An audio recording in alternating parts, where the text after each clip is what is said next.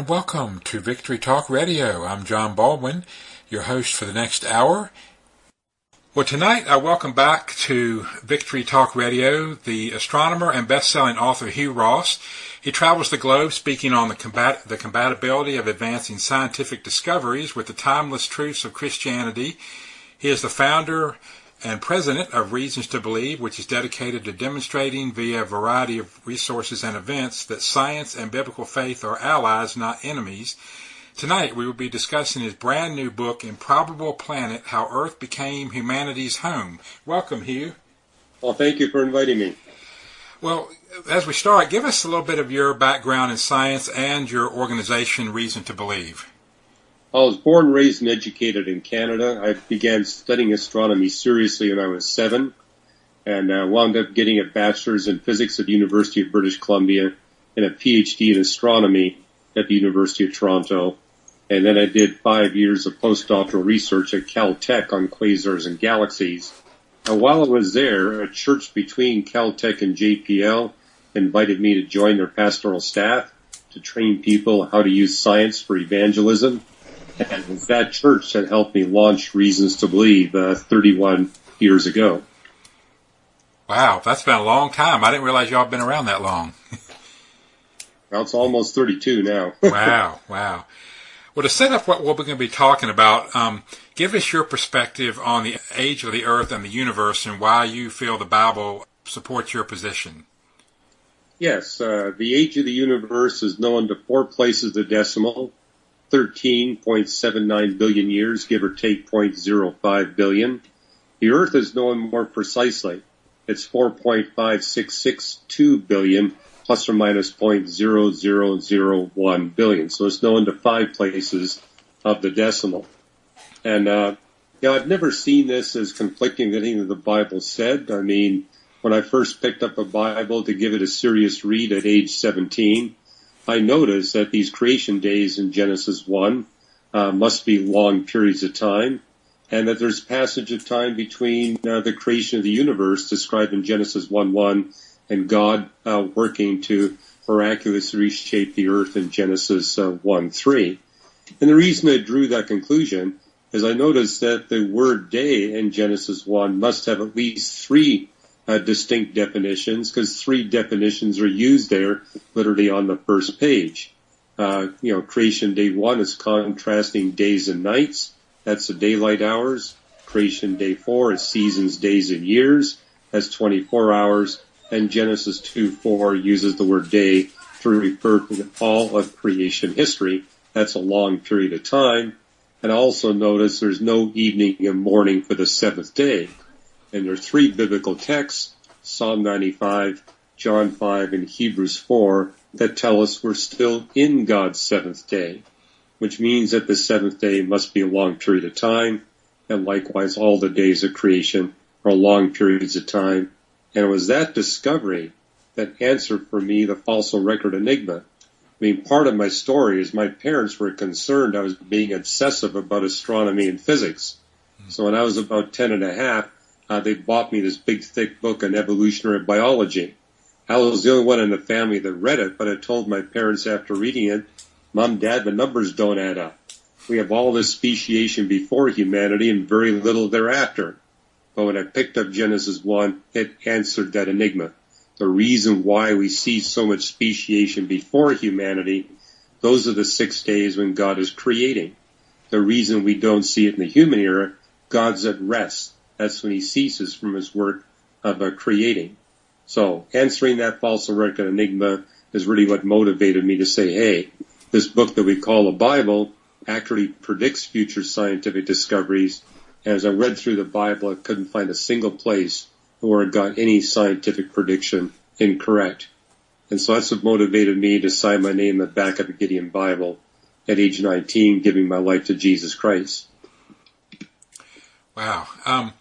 Now, the new book, as I mentioned, is called Improbable Planet. What is your target audience for this book? Well, a target audience is Christians to give it to non-Christian friends. The real audience is non-Christians. But, the best way to reach those people is through Christians. So my motivation is Christians would read it and see this as a totally different way of looking at science, and then think of some non-Christian friend that they can give the book to. And we've already seen people come to Christ through that process, even though the book's only been out 6 weeks. Wow, that's great. That's what it's all about, isn't it? That's what it's all about, right? Yeah. What is the main thesis of the book? Well, the book has its origin 5 years ago when I went through the entire Bible, examining all the creation texts. And I noted that every major creation text consistently links the doctrine of creation with the doctrine of redemption. And I also found passages in the Bible that state that God began his works of redemption before he created anything. Well, that implies that every one of God's works of creation is for the purpose of redemption. And that launched a 3-year study of the scientific literature. Is it really the case? Is it really true that every event in the history of the universe, Earth and Earth's life, and every component of the universe, Earth and Earth's life, plays a crucial role in making possible the redemption of billions of human beings within a short period of time? And Improbable Planet basically answers that question with yes, that really is the case.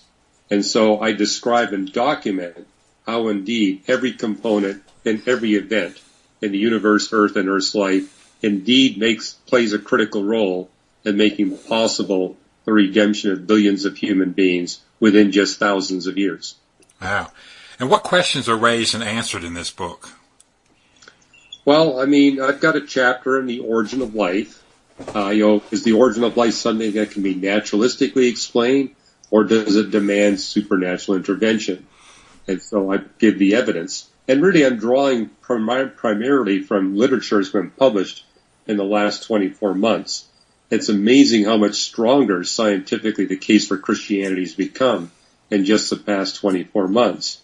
So there's a chapter there making the point that, hey, there are crucial building block molecules that are missing. There simply is no naturalistic source, for example, for ribose or arginine or lysine. And, without those building block molecules, you can't make proteins, you can't make DNA, you can't make RNA. And so supernatural intervention is really the only possible explanation. I got a chapter on dirt, basically telling people don't take dirt for granted. Our planet's got dirt like no other planet in the universe. And because of its very special kind of dirt, machined literally over a 3 billion year period, we can actually grow the food we need to sustain billions of human beings. I don't know whether you saw Matt Damon on Mars in that movie The Martian, but there's no way you're going to grow potatoes on Mars. Sulfur content of the soil is 60 times higher than it is here on Earth. So, and I think what's also exciting, this is a brand new discovery, is that to sustain plate tectonics on Earth, you need life. And so life actually plays a role in initiating and sustaining plate tectonics, but likewise plate tectonics plays a role in sustaining life. They're synergistic. And this is just emerging science literally from the past year. And so actually explains why we see the history of life the way it is. I got a chapter on the faint sun paradox, how the sun gets brighter and brighter as it gets older and older.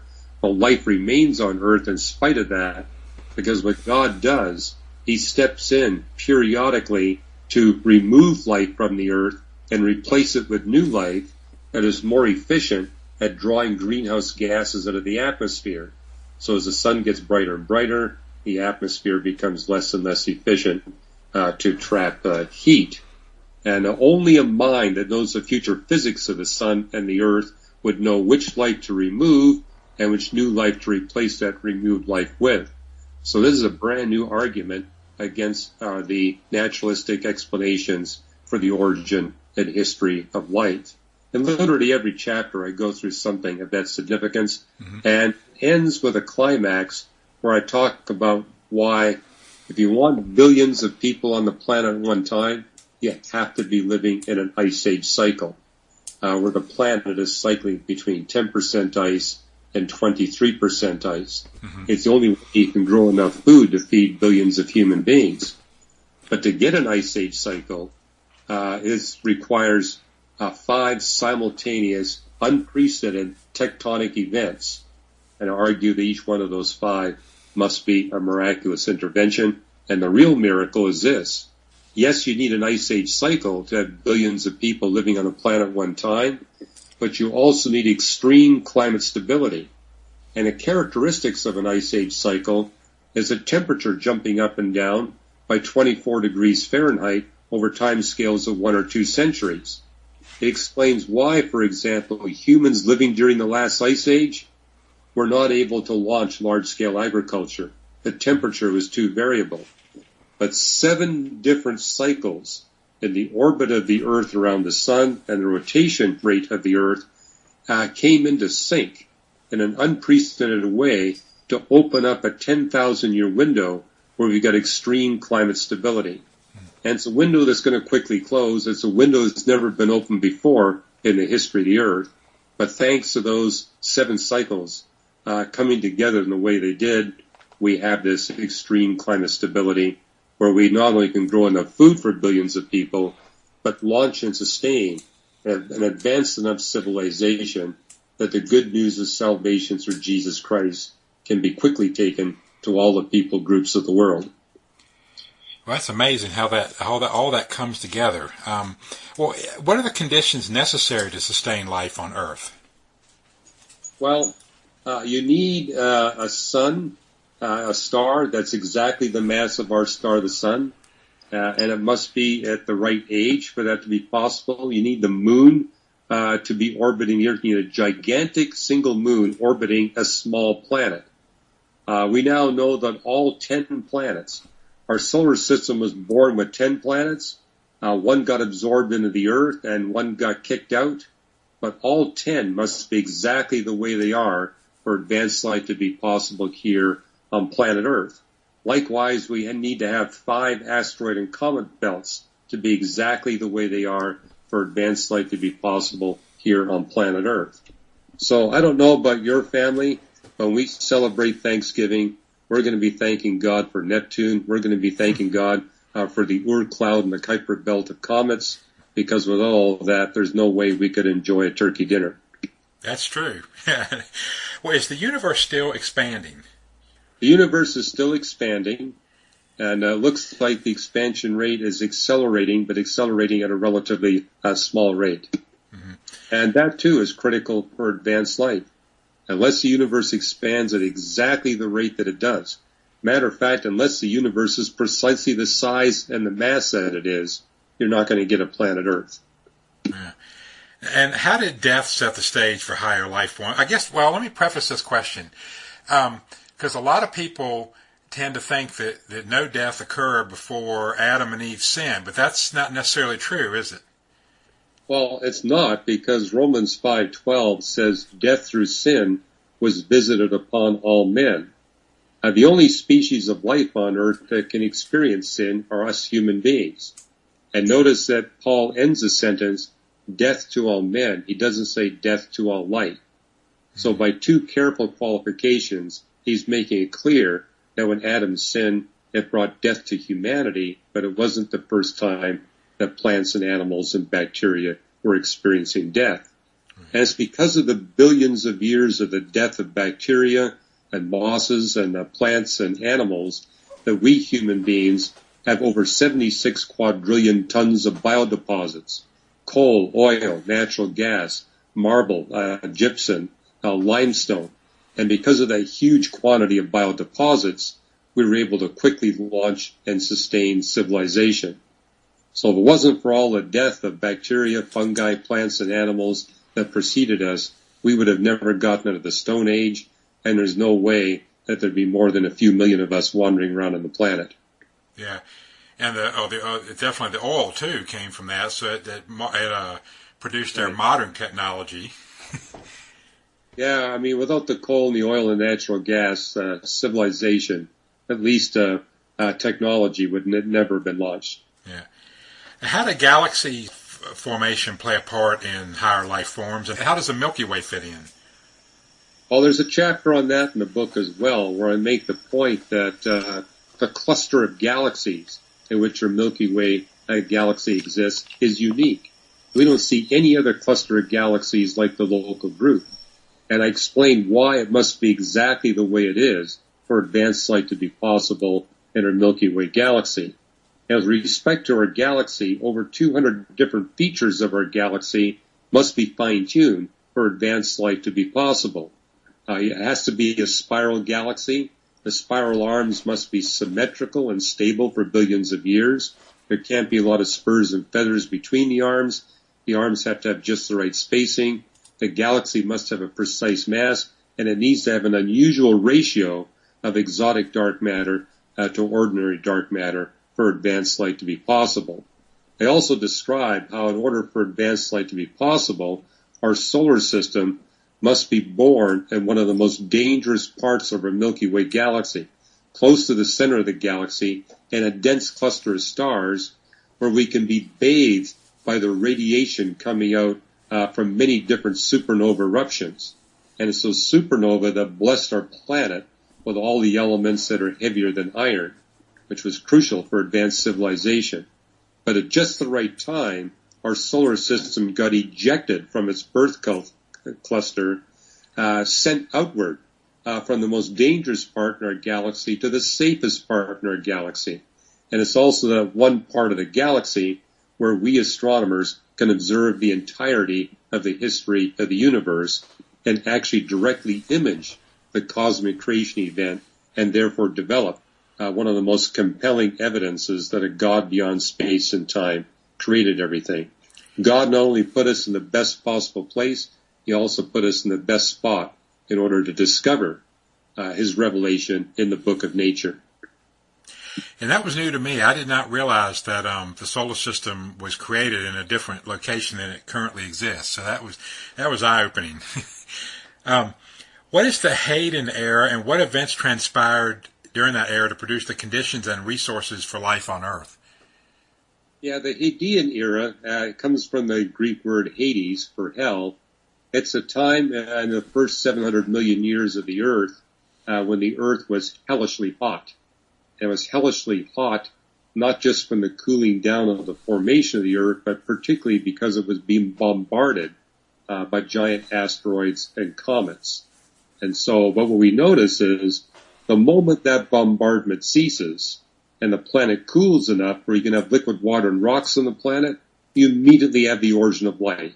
There's no time delay. It happens right away that this happens. Now you say, why do we need that late heavy bombardment? It actually gave us the just right atmosphere, the just right oceanic thickness, and the minerals we needed to later launch advanced civilization.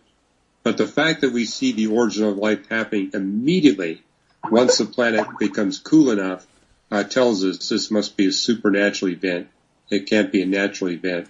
And it's really the only way you're going to get humans showing up before the window of time for life closes on our planet Earth. We are at the end of the window of time.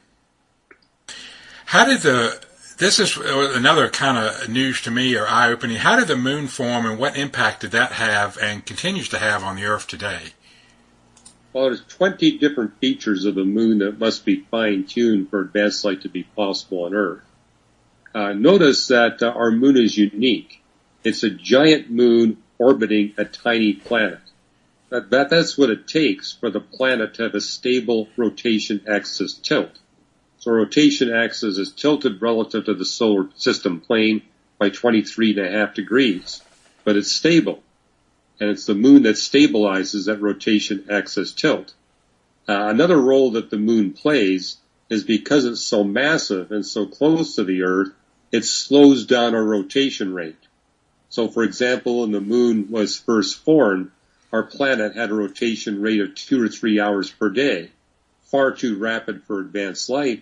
But because of the tidal interaction between the moon and the Earth's rotation rate was slowed down to 24 hours a day, which is the optimal rotation rate for human civilization. And it reached that point exactly at that narrow window of time in which human beings can exist on the Earth. I mean, the time window for existence is only about 100,000 years wide. And so, yeah, I argue it's not an accident that we got that 24 hours at just the right time. Right. And how did Jupiter and Saturn play a role in helping create the conditions for life on Earth? Well, we're now finding thousands of planetary systems outside of our solar system, but none of them look like ours. And what we notice is that what's common in these extrasolar systems is the gas giant planets drift in towards their stars. But as they drift in towards their stars, they destroy the orbital stability of the small rocky planets that are closer to the star. That didn't happen here on Earth. The other thing we notice is a number of other systems, the gas giant planets don't migrate in towards the star at all. They stay way out. And consequently, there is no disruption of the planet and asteroid belts. And these are systems where the planet and asteroid belts are hundreds to thousands of times bigger than they are in our solar system.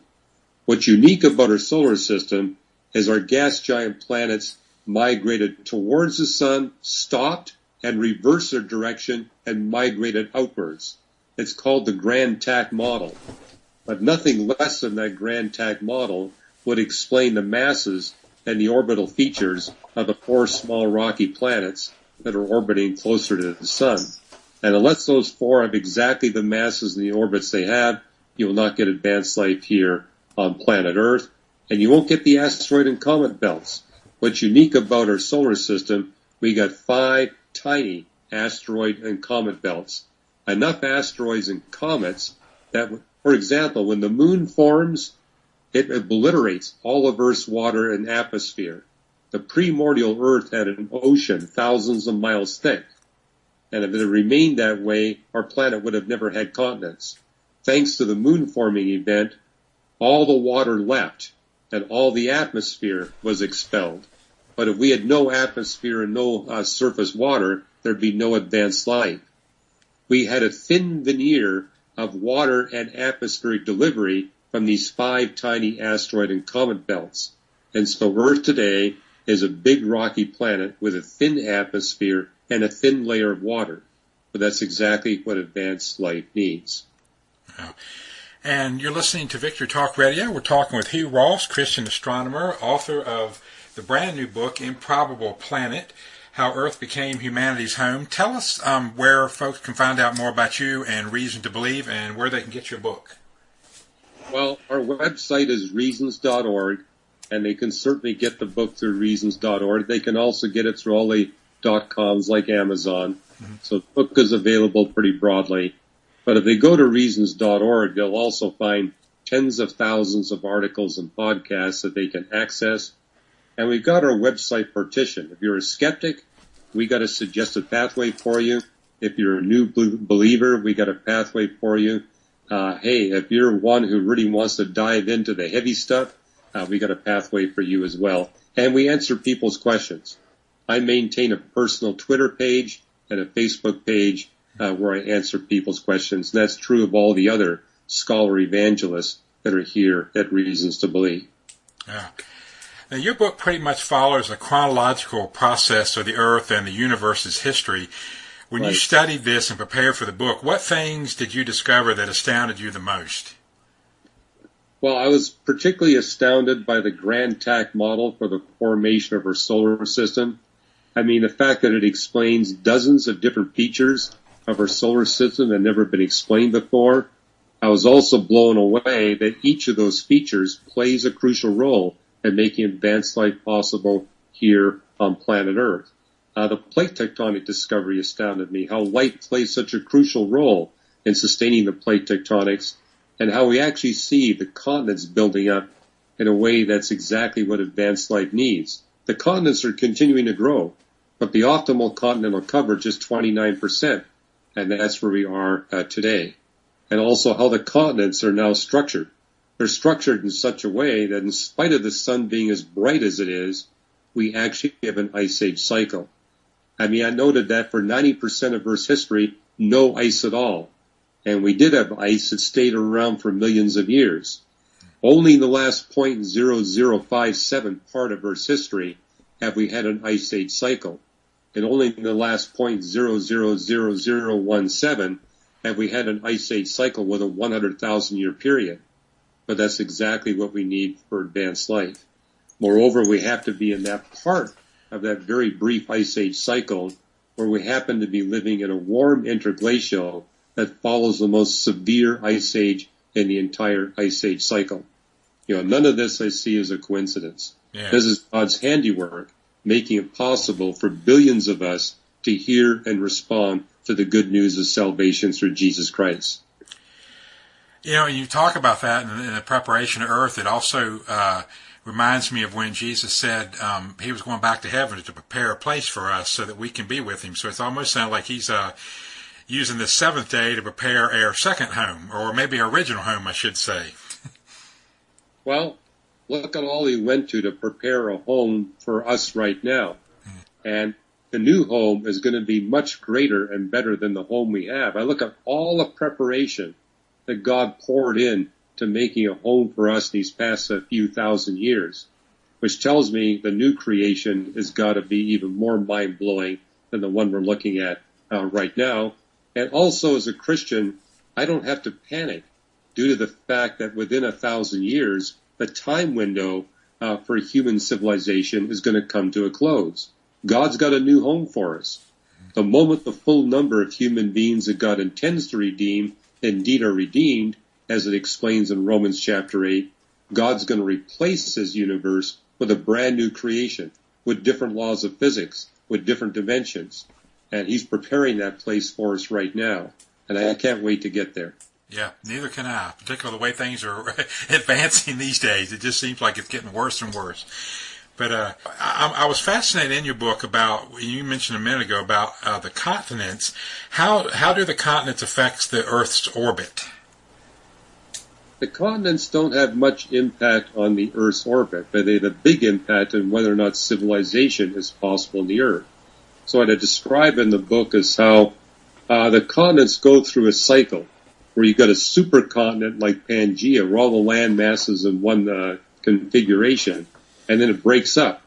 And it's a cycle of about 500 million years. You get a supercontinent, it breaks up, the continents come back together, it breaks up, they come back together. But the configuration we have right now has never happened before in the history of the Earth. And as I mentioned, the continents begin to cover more and more of the Earth's surface as time goes on. And so I describe in chapter 14 and chapter 15 how the continents are oriented in such a way that it makes it possible for us to have ice when the sun is as bright as it is.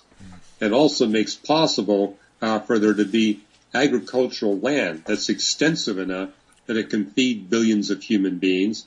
And the continents are oriented in such a way that God can create one man and one woman, have them multiply and fill the earth, because there's easy land bridges or sea hops that enables humans to quickly colonize all the continental land masses of our planet.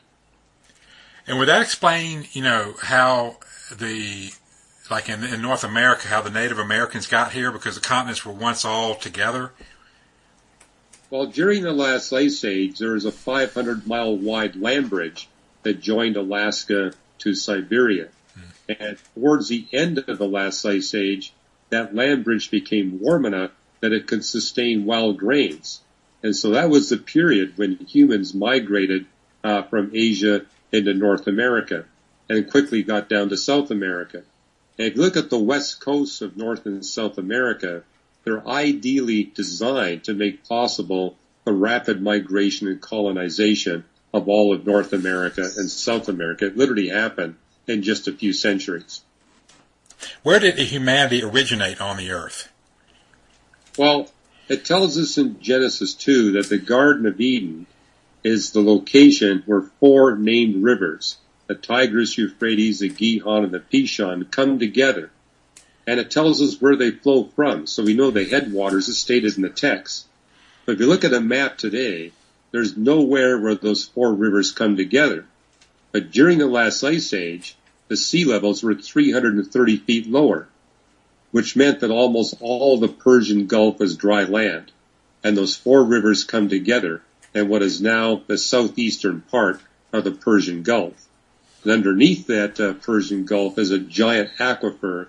And notice Genesis 2 talks about waters coming up from the deep. And watering the Garden of Eden. Mm-hmm. So I think that's where Adam and Eve were created by God.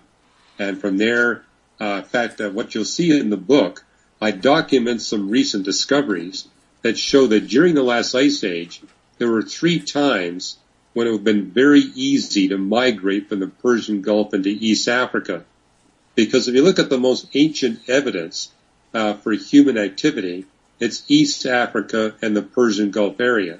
But if you got a really easy migration route joining the two across the South Arabian Peninsula, it explains why we see evidence in those 2 locations.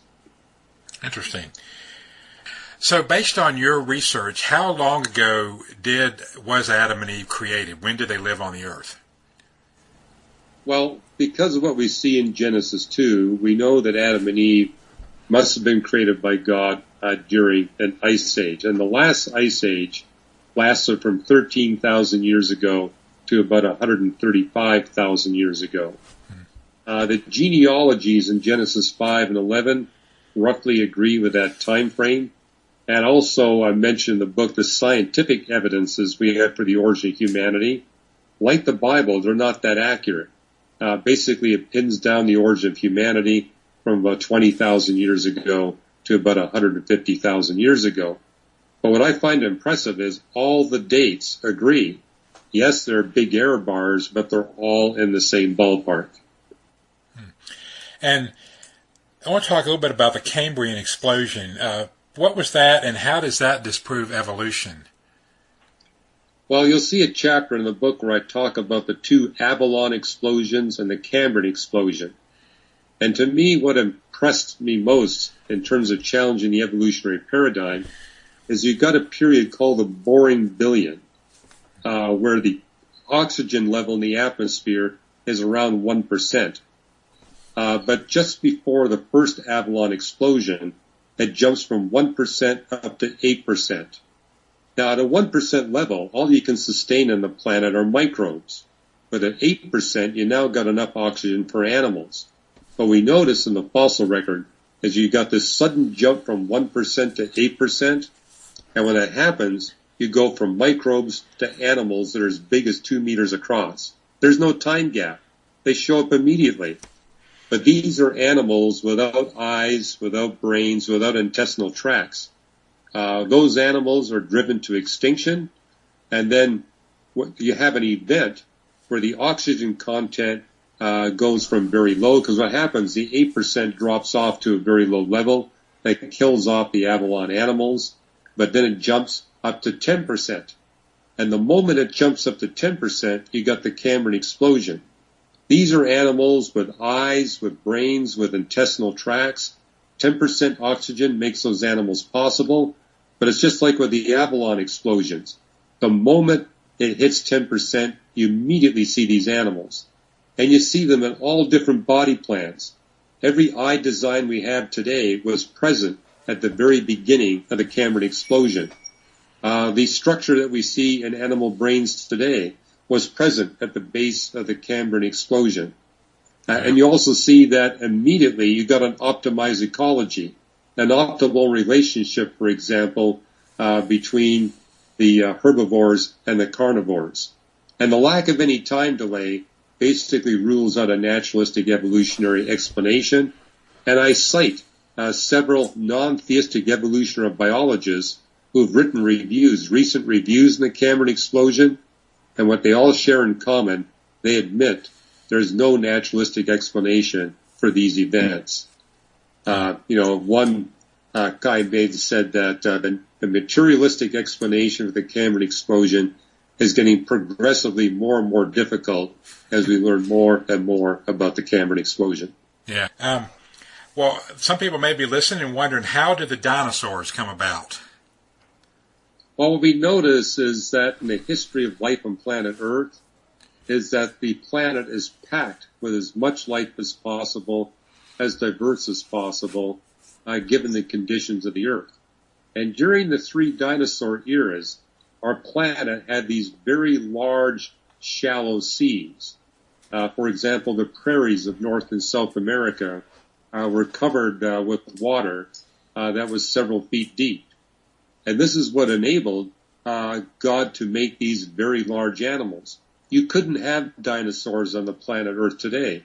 The law of gravity simply wouldn't permit them to survive. But because they had water to give them the buoyancy to support their huge body weight, they could exist at that time. So it basically demonstrates the principle. Whatever the conditions of planet Earth, God's going to pack it with as much life as possible, as diverse as possible, for as long as possible. Why? So we human beings could have the necessary resources we need to launch and sustain civilization. And once those shallow seas were gone, the dinosaurs were gone, and God replaced with other life. And you actually see this in Psalm 104. It's in verse 29 and 30. It's a property of all life to die off, but God recreates and renews the face of the earth. His recreations are for the purpose of preparing the planet for human beings and human civilization. Wow. And how do ants play a part in Earth's history? I thought that was fascinating too. You had a part about that in your book. Yeah, thank God for ants. I make the point that ants are relatively recent upon the terrestrial scene. And the thing about ants and termites, ants build these ant hills, but they do it in such a way that they actually hasten by a factor of 50 to 100 times the erosion of silicates. And it's the erosion of silicates, where you take different silicate metals, where rain falls on them, and a chemical reaction is set up to make sand and carbonates, which are very useful industrial commodities, unlike the silicates, but it also removes huge quantities of carbon dioxide from the atmosphere. And it's the removal of carbon dioxide from the atmosphere that compensates for the brightening of the sun. And you notice in the history of life is that removal of carbon dioxide becomes progressively more and more aggressive. And so we see God creating vascular plants. Vascular plants speed up the erosion of silicates by 2 to 4 times. And so as the sun is getting bright, God speeds up that erosion of the silicates to remove more carbon dioxide from the atmosphere. But eventually the sun gets so bright, and unless you've got ants, the sun is going to get too bright for light. And so ants play a crucial role in drawing enough greenhouse gases out of the atmosphere that light can be sustained on Earth in spite of the sun being as bright as it is. Now that raises a question. Why couldn't God create us human beings any earlier? Well, if he created us any earlier, the sun would not be stable enough in its luminosity, and its flaring activity would be too great. Only when the sun is perfectly middle-aged is the flaring activity and the ultraviolet and X-ray radiation sufficiently low to enable human civilization to exist. And it's also that only time where the sun's luminosity stability is stable enough to permit large-scale agricultural activity. That's just, I'll tell you what, that is one of the most fascinating things when I read a thing about the ants. That is just, and just again goes back to prove how intricately detailed God has made everything and prepared it for us, for man. Well, we need to appreciate, too, that ants make up a huge percentage of the terrestrial biomass. Their total weight is way greater than the total weight of human beings. Wow. That's hard. That's one of those thoughts that's hard to digest. Yeah. Oh man, ants are the dominant animal on the face of the earth. Now I feel so guilty when I was a kid sometimes when I would upset antholes. Well, I think if you killed a few of them, it's not going to upset by very much the total biomass. Well, what does the future hold? How long are we in this safe zone? Well, this period of extreme climate stability could end in as little as 100 years. It could be sustained for maybe 13 or 1400 years. So it depends on your theology. If you're premillennial, you need Christ reigning for 1,000 years on earth. So yeah, we're going to need to keep it going for 13 or 1400 years. Mm-hmm. But if you're not, I guess you'd be okay with it all ending in 100 years.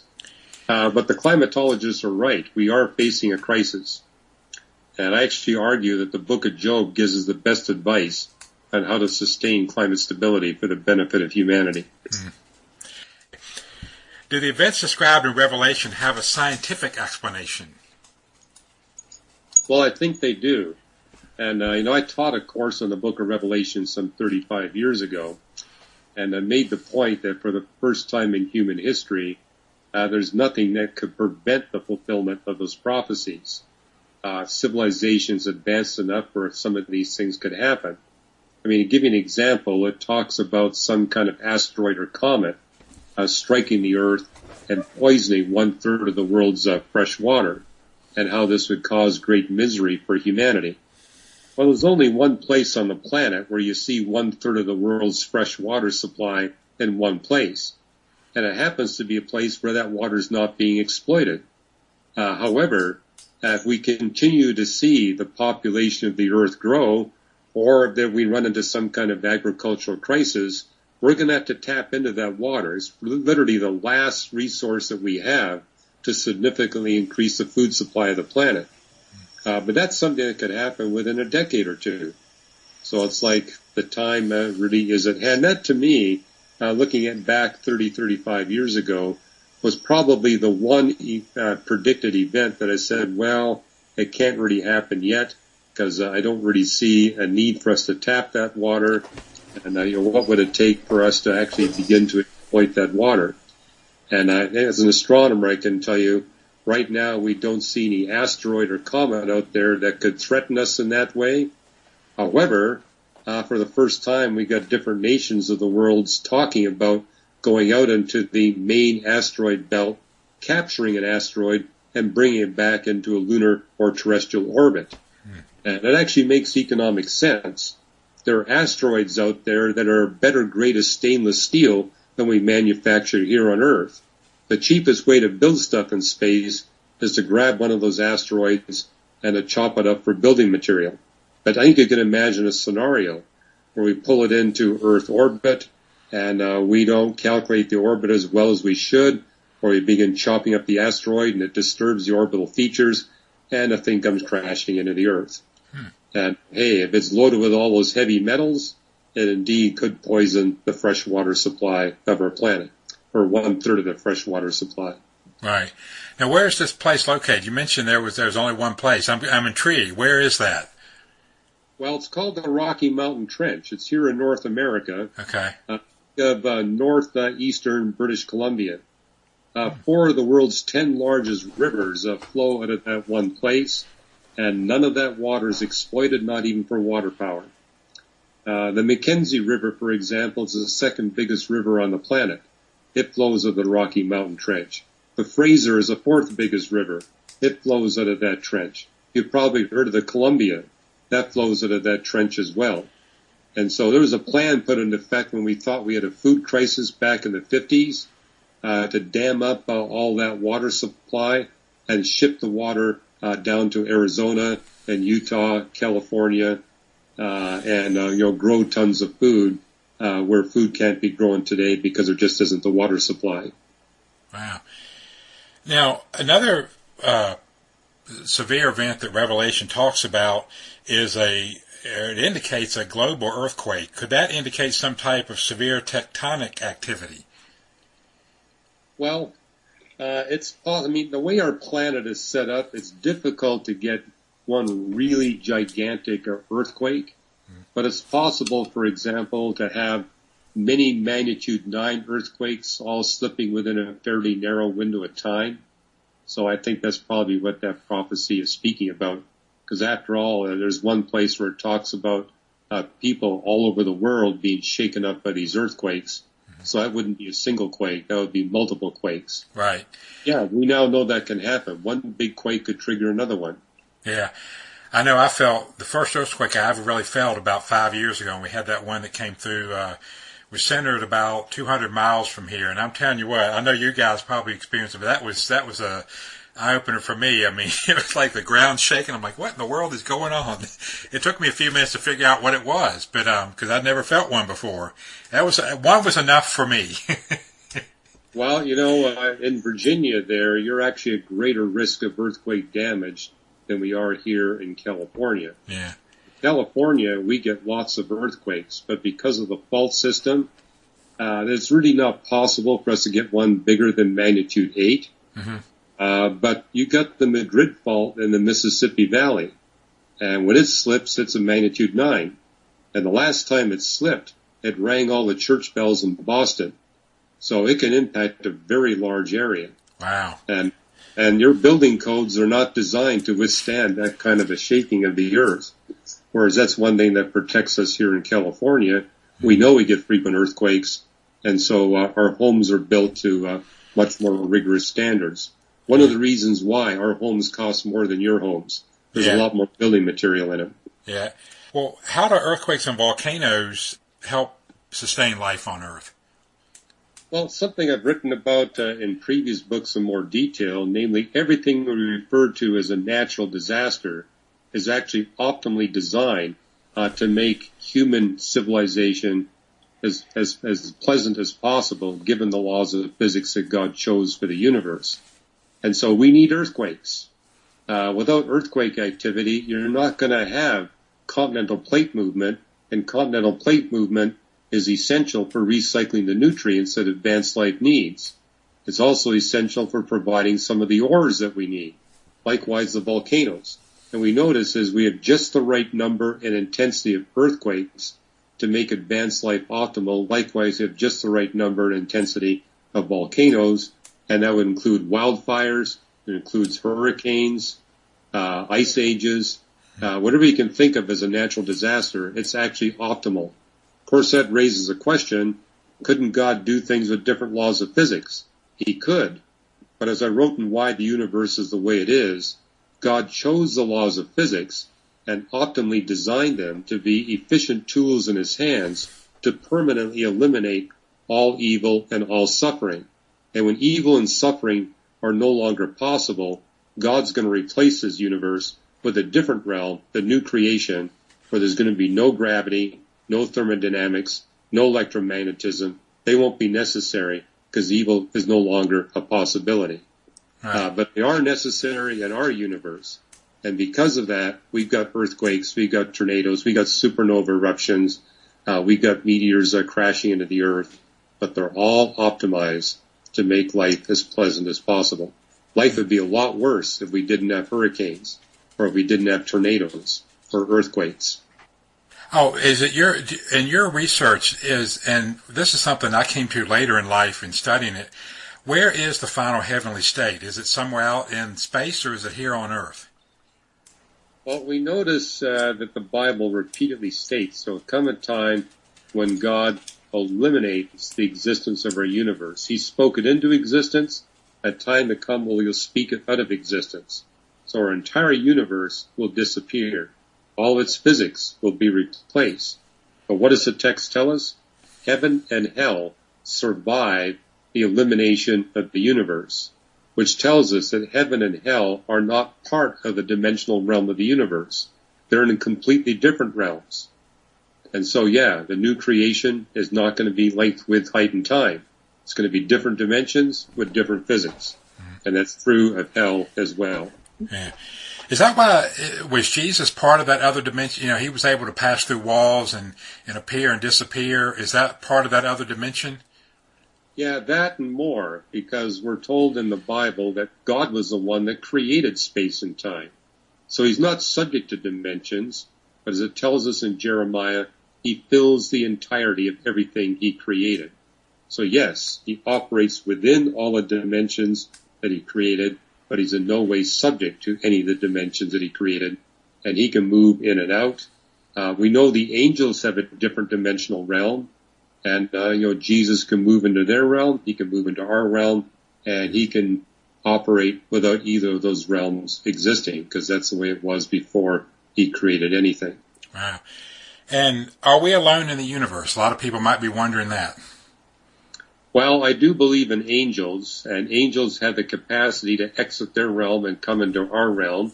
So in that context, we're not alone. As we're told in Hebrews, many of us have entertained angels unawares. But if we're talking physical intelligent life,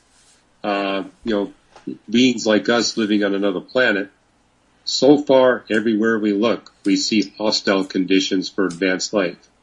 We can't find a single galaxy other than our own that would be hospitable. And we can't find a single star in our Milky Way galaxy that's sufficiently like our star, the Sun, that it could be a candidate to have a planet orbiting it in which advanced life exists. And of all the planets we discovered, none of them have the characteristics that would make advanced life possible.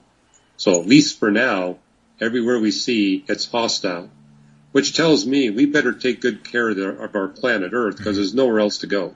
Yeah. Unfortunately, then that means Captain Kirk didn't just warp out on the Enterprise and find English-speaking civilizations on nearby planets. Well, that's right. I have a hard time watching those kinds of science fiction movies, and my sons joke with me, "Dad, don't tell us how many times per minute they're violating the laws of physics." Well, this the whole concept of warp speed is just beyond comprehension. It's good for a TV show, but not for reality. Yeah, well, the Star Trek series, they violate the laws of physics. I calculate an average of 4 times per minute. Yeah.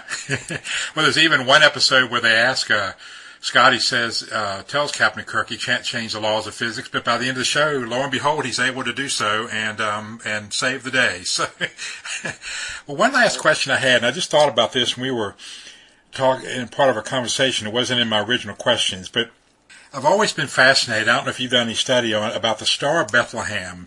Have you ever done any studying on that and about what that was or what it could have been?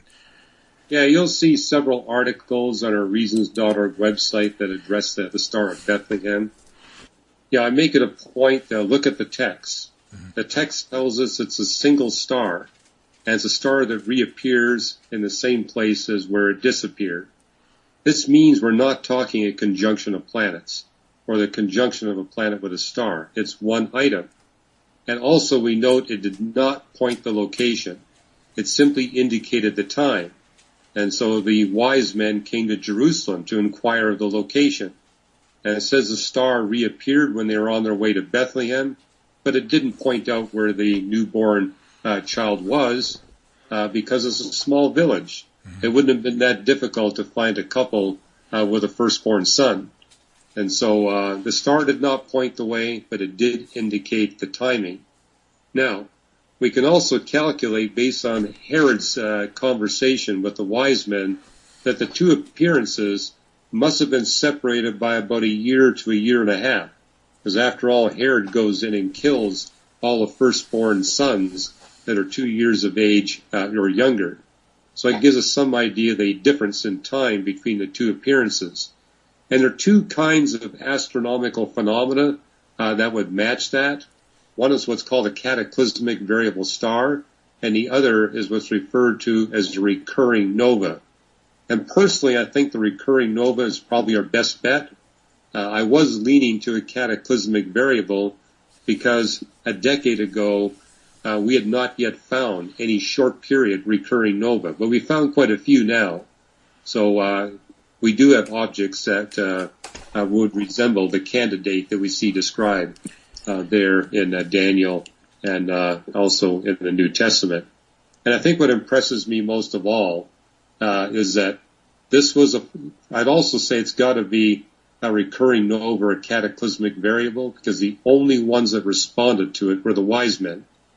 If it was, say, a conjunction of Jupiter and Venus, that would be something everyone would have been familiar with. But what you notice is Herod and his associates were mystified about the star, which means it had to be sufficiently subtle that only the wise men noticed it. Interesting. Yeah. And there's one Korean document that refers to a nova appearing at about 5 BC. So it's possible that the Korean astronomers might have noticed the star, but if they did, they didn't notice the recurrence. Wow. So that nova would eventually disappear. That would have explained why it only appeared that special time? Well, a recurring nova can explode once and get very bright, disappear from view, and then re-explode and get bright again, and then permanently disappear from view. That can happen. Wow. Now, something I just thought about that. If that light from that nova, if they saw that though, that explosion actually occurred how long before the wise men saw it? That depends how far away the star is. Okay. So if the star was 100 light years away, it would have occurred 100 years earlier. If it was 500 light years away, it would have been 500 years earlier. But I guess what impresses me most about the wise men, all they had to go on was a prophecy of Daniel. And Daniel basically gave them the approximate timing of the coming of the Messiah. It's there in Daniel 9:24 to 27. And so these were wise men that were intently looking for some kind of sign because they knew roughly the time. And when they saw this star, they said, wow, that's sufficiently rare. This must be it. And, we're not talking 3 wise men because it says the whole city of Jerusalem was stirred up by the appearance of the wise men. Right. So I think this is a very large entourage. And for them to spend that much time and that much money to go to Jerusalem when they didn't even know the location, that testifies of their faith. But I think it also testifies of their enormous respect for the greatest of the wise men, namely Daniel. Yeah. And when they came, we see a lot of portraits or images of Christmas and the wise men at the manger. They weren't at the manger. Like you said, it was a couple of years later, and they found Jesus in a house. Yeah, they were visiting the toddler Jesus, not the baby Jesus. Right. But I'm just amazed, though, about, if let's say if it's the star was only 100 light years away and took 100 years, still God knew that, so he sent Jesus at just that moment in time that he knew that star, that supernova, whatever it was, would appear and the wise men would see it. I mean, that just gives me chill bumps. Yep, he's in total control. Yeah, so, well, that's a good place to leave it. Tell us again where folks can get more information about you and about your book. Well, our website is reasons.org, and they can certainly get the book through reasons.org. They can also get it through all the .coms like Amazon. Mm-hmm. So the book is available pretty broadly. But if they go to reasons.org, they'll also find tens of thousands of articles and podcasts that they can access. And we've got our website partition. If you're a skeptic, we got a suggested pathway for you. If you're a new believer, we got a pathway for you. Hey, if you're one who really wants to dive into the heavy stuff, we got a pathway for you as well. And we answer people's questions. I maintain a personal Twitter page and a Facebook page where I answer people's questions. And that's true of all the other scholar evangelists that are here at Reasons to Believe. Hugh, thank you so much for coming on the show, and this has been fun. I could talk about this all day, but I hope to have you back on soon. Very good. My pleasure.